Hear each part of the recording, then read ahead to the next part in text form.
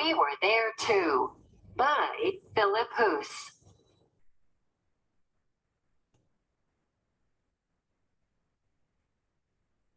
The smell of war began to be pretty strong.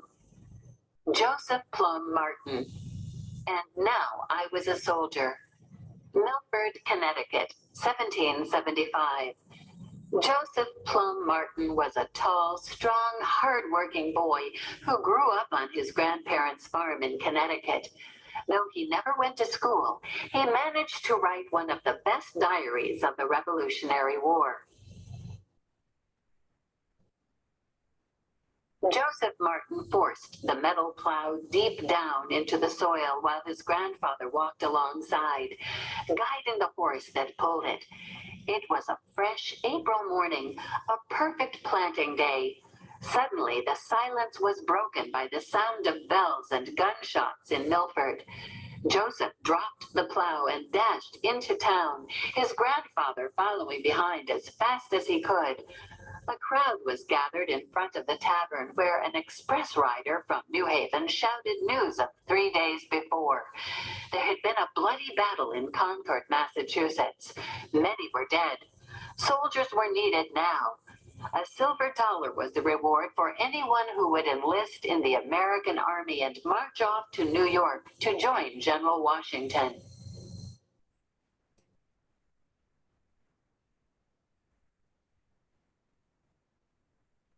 Joseph was only 14, a year too young to enlist.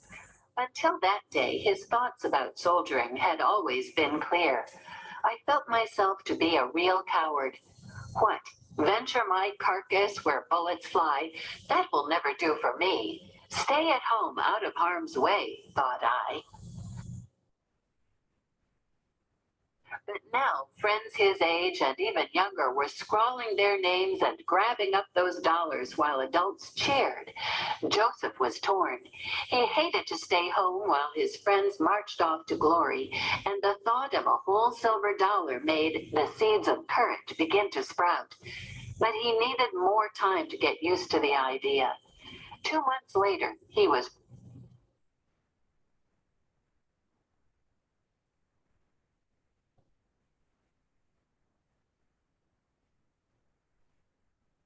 But now, friends his age and even younger were scrawling their names and grabbing up those dollars while adults cheered. Joseph was torn. He hated to stay home while his friends marched off to glory, and the thought of a whole silver dollar made the seeds of courage begin to sprout. But he needed more time to get used to the idea. 2 months later, he was ready.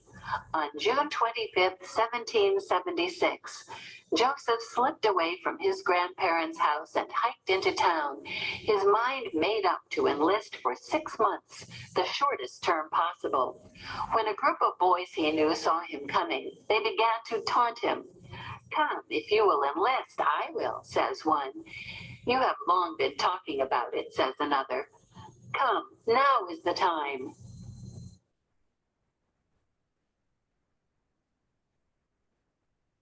Regulars. Unlike militiamen who volunteered to fight when men were needed, the Continentals, or regulars, were professional soldiers who got paid to enlist and fight in the army. Continentals and militiamen often fought together in battle. Each Continental soldier got assigned to a company of 86 men. 8 companies made up a regiment, also called a battalion. The Continental Army had 26 regiments of foot soldiers, 1 of riflemen, and 1 of artillerymen.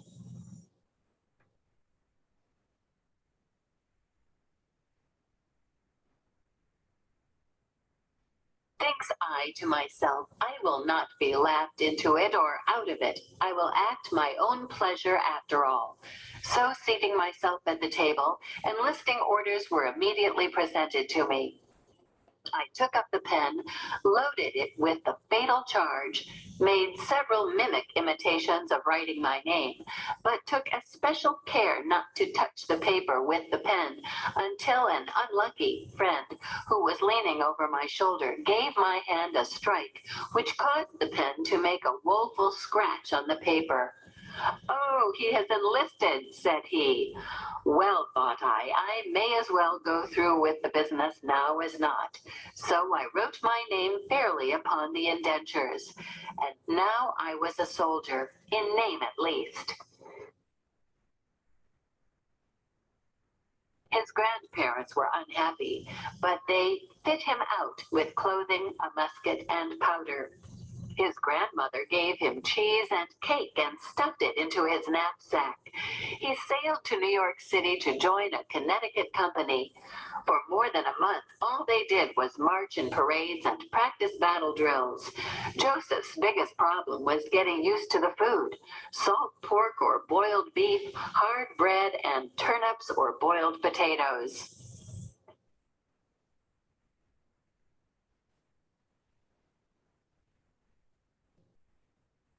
But even as they practiced, hundreds of British warships were arriving at nearby Staten Island, unloading 32,000 red-coated soldiers.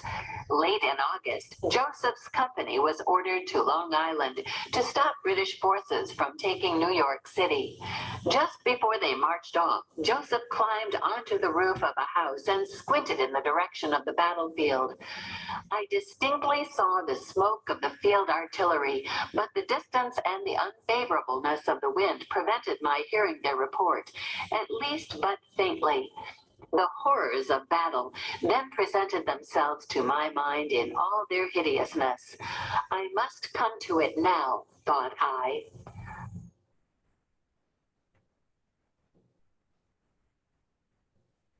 They took a ferry across the East River to Brooklyn and marched toward a field, the shots growing louder and louder with each step until they boomed like thunder. We now began to meet the wounded men, another sight I was unacquainted with, some with broken arms, some with broken heads. The sight of these a little daunted me and made me think of home. And then all at once he was fighting too. Our officers pressed forward towards a creek where a large party of Americans and British were engaged. By the time we arrived, the enemy had driven our men into the creek, where such as could swim got across. Those that could not swim and could not procure anything to buoy them up sunk.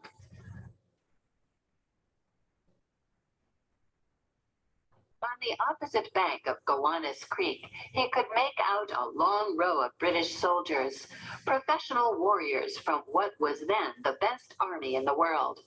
They stood straight and tall in red jackets as they fired on command at the retreating Americans. The creek was filling up with American bodies.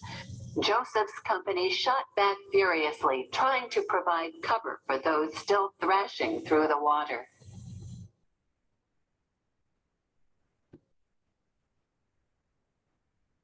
Then they marched on to a part of Manhattan called Kip's Bay and readied themselves for another battle.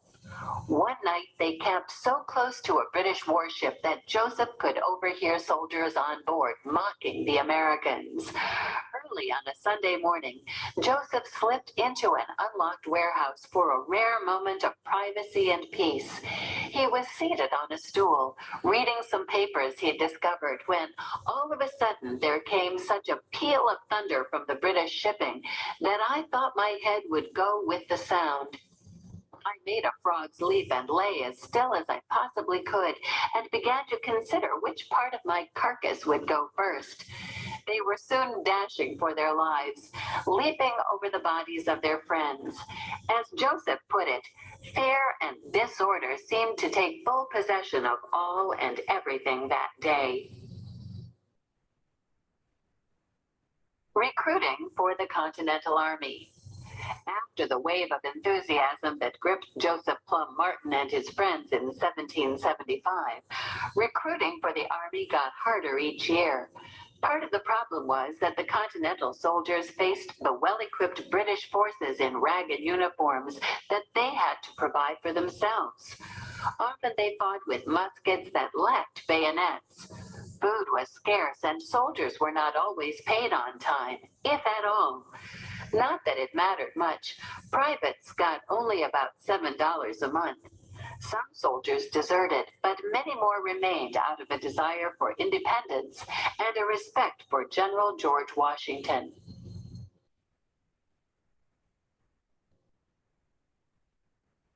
Joseph was still alive when October came and cool weather set in, and life got even more uncomfortable. To have to lie, as I did almost every night, on the cold and often wet ground without a blanket, and with nothing but thin summer clothing, was tedious. In the morning, the ground often was as white as snow with hoarfrost, or perhaps it would rain all night like a flood. All that could be done in that case was to lie down, take our musket in our arms, and pack the lock between our thighs and weather it out. When Joseph was discharged from the Continental Army on Christmas Day, 1776, he felt older than 15. A battle-tested patriot, he was proud that he had stood his ground against the British. He set off for home 52 miles away with 4 shillings of discharge pay in his pocket and enough stories to get him through the winter and more. He farmed for a year, got bored, and re-enlisted. When the war ended 6 years later, he was still a soldier, and he was also a free citizen of a new nation. What happened to Joseph Plum Martin? He moved to Maine in 1794 and began to farm. He married and became the father of 5 children. He loved to write, tell stories, and draw pictures of birds. When he was 70, his Revolutionary War account was published. He died in Maine at the age of 90.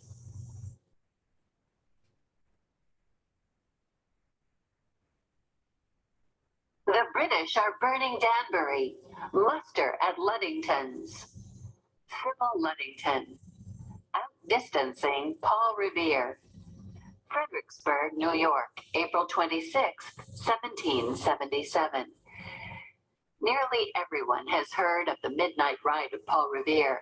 That's mainly because Henry Wadsworth Longfellow wrote a poem about it soon after it happened.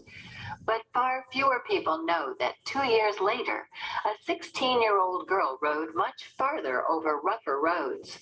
Alone and unarmed, Sybil Ludington raced through the night for freedom.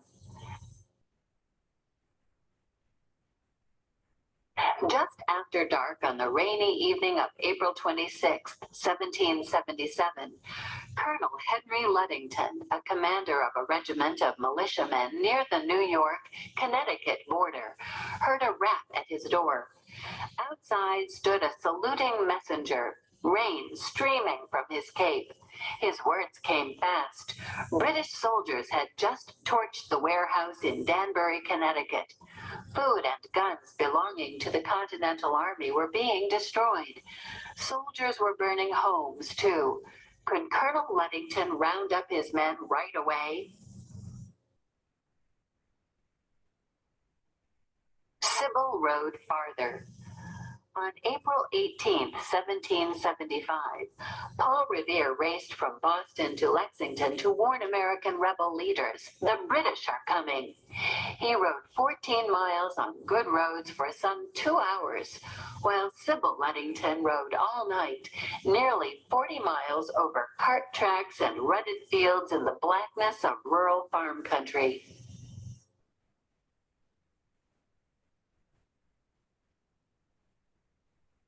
It was easier said than done. Colonel Ludington's militiamen were farmers and woodsmen whose homes were scattered throughout the countryside. Someone would have to go get them, while the colonel stayed behind to organize them once they arrived. But who? Who besides he himself knew where they all lived and could cover so many miles on horseback in the dead of night? Deep in thought, he heard his daughter Sybil's voice. She was saying that she wanted to go. For Sybil Ludington, it was an unexpected chance to help the war effort. As the oldest of 8 children, her days were filled with chores and responsibilities. Still, Each week, when her father's men drilled in their pasture, she paused from her work to watch them. She wished she could fight. People kept saying she was doing her part for liberty at home, but she wanted to do more. Suddenly, with this emergency on a rainy night, she had a chance. The route of Sybil Ludington's night ride through the New York countryside.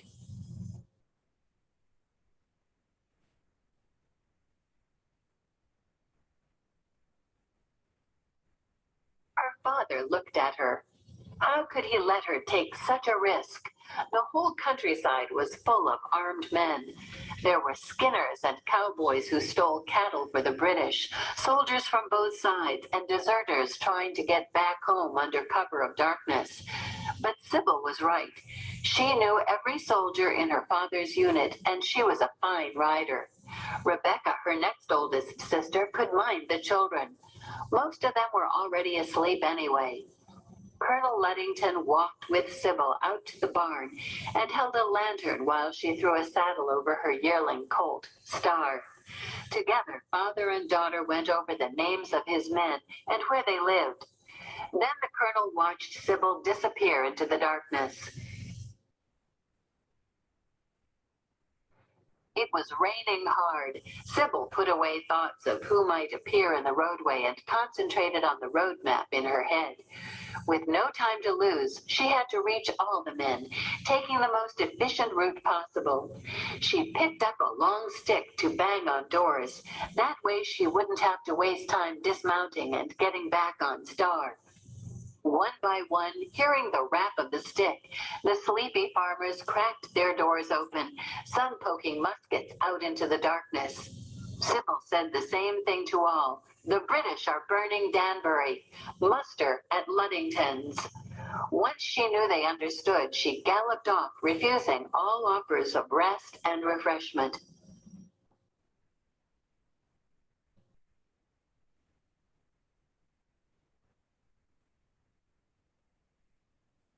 In 1975, the U.S. Postal Service issued a Sybil Ludington stamp to mark the American bicentennial.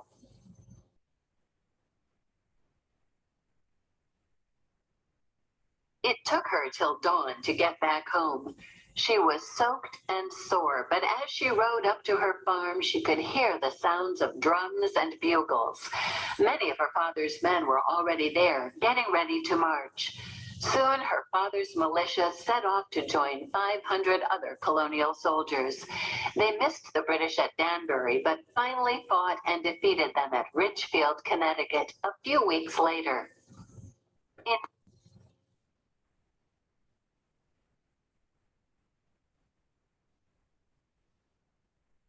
What happened to Sybil Ludington?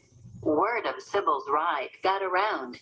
George Washington thanked her personally, and Alexander Hamilton wrote her a letter of appreciation. When she was 23, Sybil married her childhood sweetheart, Edmund Ogden, and became the mother of 4 sons and 2 daughters. Sybil died in New York at the age of 77. There is a bronze statue of Sybil Ludington atop Star at Lake Glenida in Carmel, New York. In 1975, an 8-cent U.S. postage stamp was issued in her honor.